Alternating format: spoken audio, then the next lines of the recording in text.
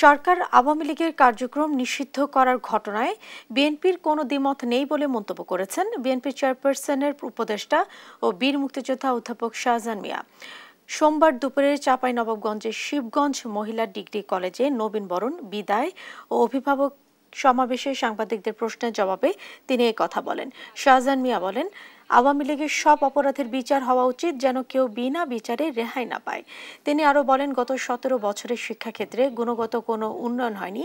সংখ্যাগত দিক থেকে কিছু অগ্রগতি থাকলেও মানের দিক থেকে শিক্ষা ব্যবস্থা পিছিয়ে রয়েছে।